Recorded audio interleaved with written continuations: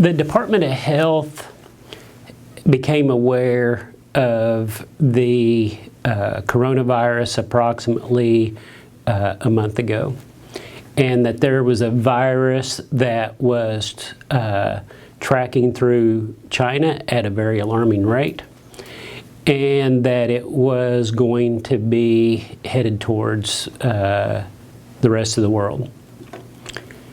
The first concern that came out was that there was going to be a world shortage of personal protection equipment for medical staff. A shortage of masks, a shortage of gowns, a shortage of gloves. And so our Department of Health formulated a task force that came together and started making recommendations on consolidating all of our supplies and the necessary supplies that we were going to have in order to meet this challenge.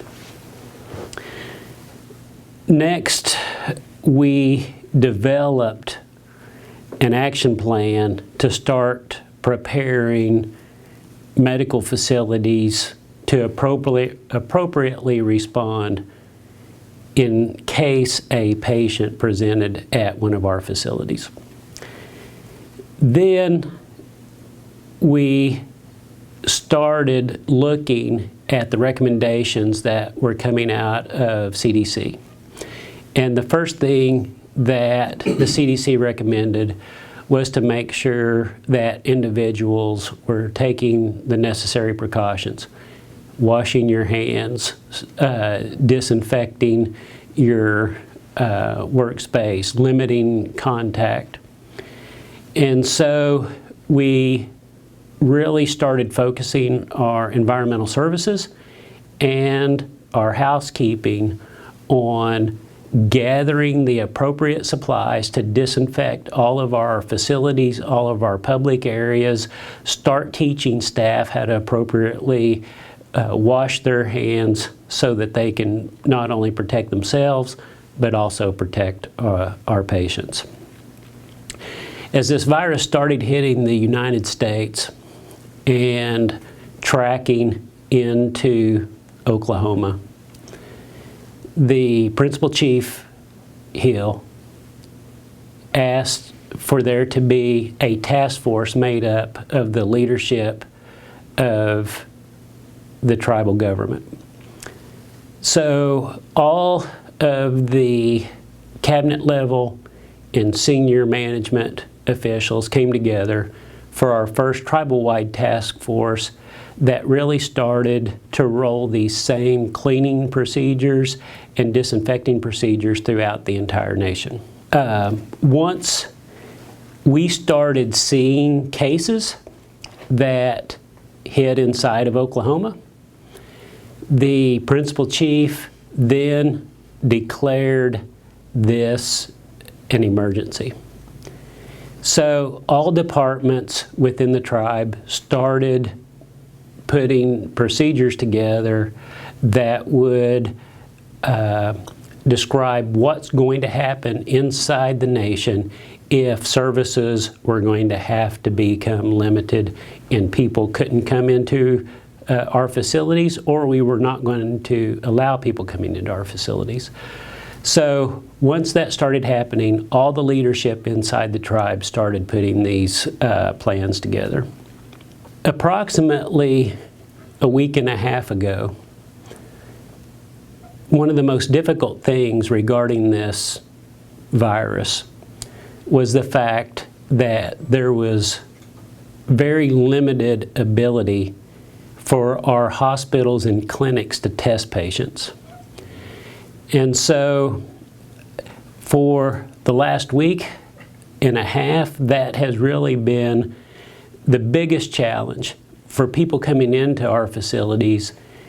Is there is no way for us to tell whether they are a patient with an active virus until we have determined, are they a candidate then we have to swab those candidates, then we have to send those samples out to the state, who then test that. So a week and a half ago, it could have been up to 5 to 7 days before we would get a result. Now, with each passing week, each passing day, the ability of the healthcare entities to be able to get tests and turn these tests around is getting better by the day. That's been one of the most important things about this virus, is that we're trying to slow the progression down to give our healthcare providers enough time so that we can get these testing capabilities into place, so that way we can start to test real time and know what we have on our hands. So today our Department of Health Task Force is meeting on a daily basis. The condition of this virus is changing almost hourly. And so as recommendations are coming out of the Center of Disease Control, the State Department of Health, Indian Health Service, other regulatory agencies, our task force is monitoring this virus in real time. They're making recommendations based on what we are seeing coming out of those entities.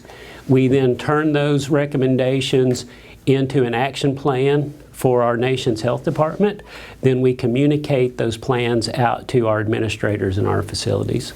So that's what the Mvskoke Creek Nation Department of Health is doing to meet this challenge every day. Yes, COVID-19 is actually the designated term that's being used by the World Health Organization to name this particular virus. This virus is a coronavirus. Coronavirus is actually a group of viruses. There's lots of types of coronavirus. There was MERS, which was a few years ago. There was SARS, which was a few years ago. And COVID, or this round of coronavirus has been titled COVID-19. It is primarily a respiratory virus. It has a lot of the same symptomatology that you would see from influenza, for example. You can see cough, you can see fever, and you can see shortness of breath. Interestingly enough, in comparison to influenza, COVID-19 actually has a more significant component of shortness of breath.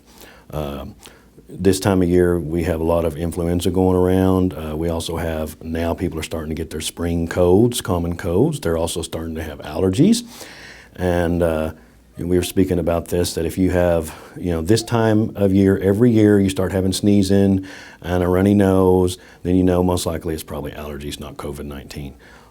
So one of the biggest things that we look at for COVID-19 is the fever and the shortness of breath. The initial number from data out of China and some of the cohorts that were completed there is felt to have a 14-day incubation period.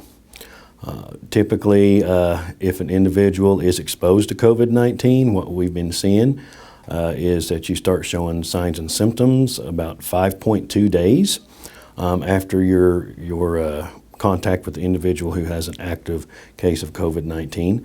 There's also been some discussion in regards to patients being possibly contagious 2 days prior to them even showing symptoms that they have the disease, or the illness rather. So it's an ongoing study. We do have guidelines and protocols that the task force has been developing and changing day to day, hour to hour, as new data comes out from the cohort studies that are going on. Also recommendations from the World Health Organization. IHS, we had a conference call today with Indian Health Service. We also have conference calls with the Department of Health. The basic recommendation from these organizations has been that if you are feeling ill, that you contact your clinician. We do have a hotline that's been set up within the Department of Health, and you can actually be screened. It's answered by a nurse practitioner that we have in our system, and then they will screen based upon the protocol, which is essentially the CDC protocol and State Department of Health protocol that's been released. And then if they are felt to be a potential candidate for someone who would have COVID-19, then we have an algorithm that we follow to determine if they need testing or not. There is no known cure for COVID-19. There is no announced treatment that has been consistent across different cohorts. By that I mean like age groups or people who have comorbidities, chronic underlying health conditions.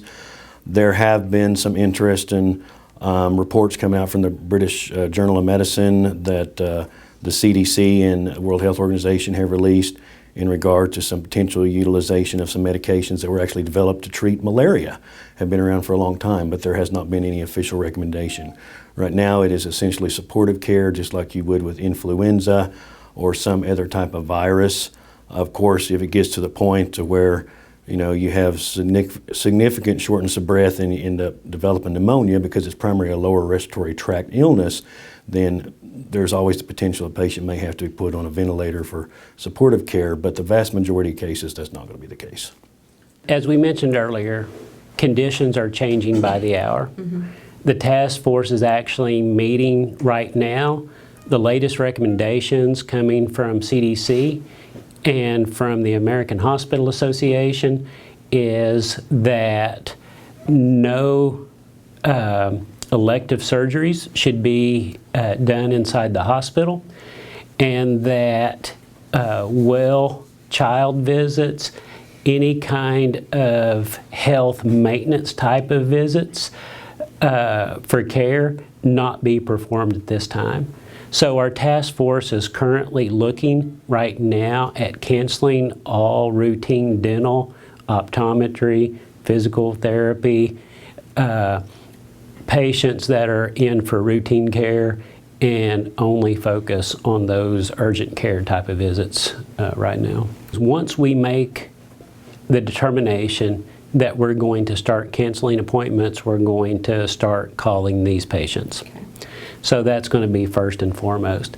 The second thing that'll happen is we're looking right now at our pharmacy system, and that we have, with our new software, a mechanism to turn on automatic refills.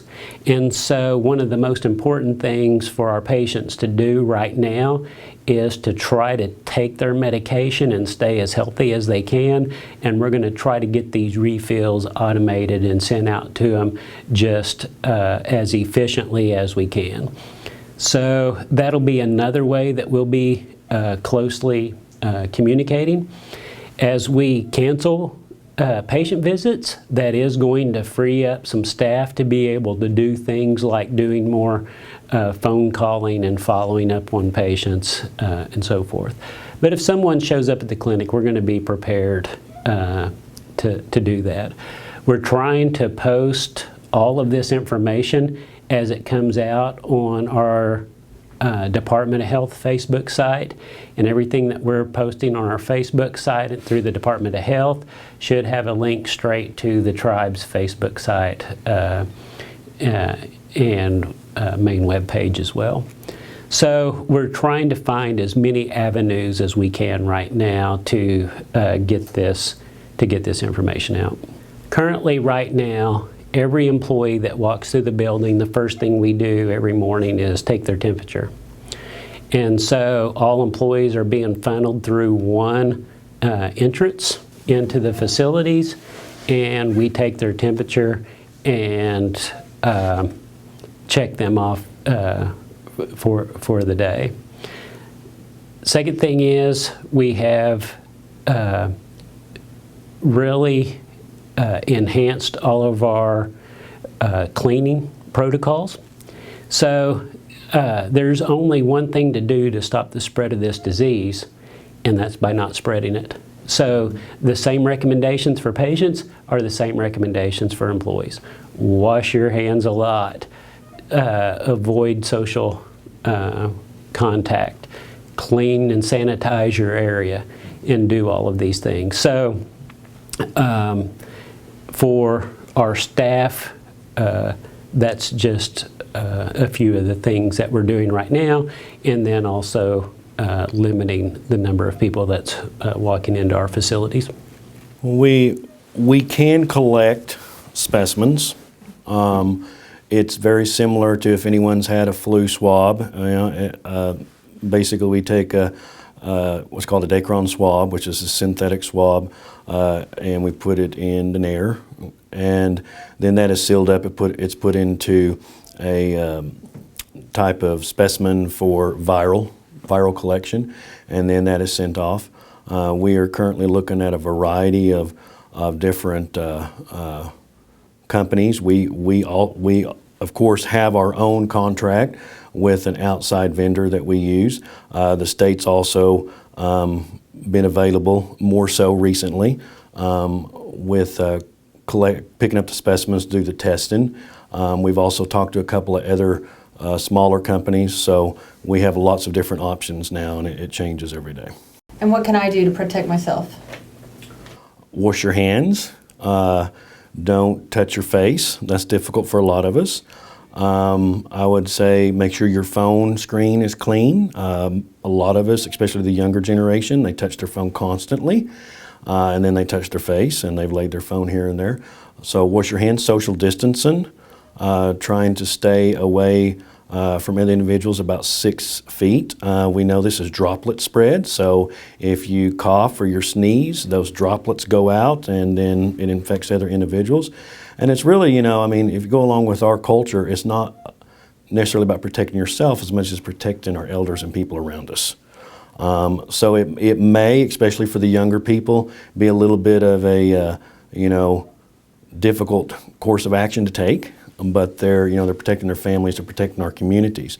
And one thing I would remind people is that there's 8 billion people in the world. There's 200,000 positive cases. In the state of Oklahoma, there's 6,500 positive cases within the United States. There's 29 in the state of Oklahoma. So we need to do what we call flatten the curve, which means try to stay home, try to keep yourself healthy. Don't overwhelm the emergency rooms, because then we're unable to take care of individuals who are having a heart attack or a stroke or babies. Or if you need to go to the emergency room, we're always there 24/7. But if we can just delay that spread by even 2 weeks, it'll have a significant impact on the tribe and our communities.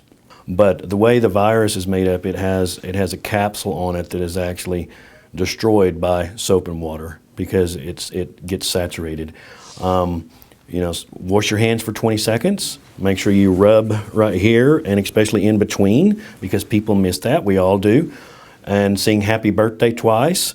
Pick your favorite song that lasts for 20 seconds and sing that. It has to be consistent. 15 seconds is not going to do it. 30 seconds it's not going to hurt you. But 20 seconds is what the CDC recommends. For all of our employees who have concerns because they may have been on travel or they believe that they have been contaminated or exposed, we have an employee health nurse number set up that is 918-578-3600. And for the general public and our citizens and our patients, we have a COVID-19 hotline number, and that number is 918-758-3550. The conditions on this virus is changing rapidly, and as Dr. Beats said, we're trying to flatten this out.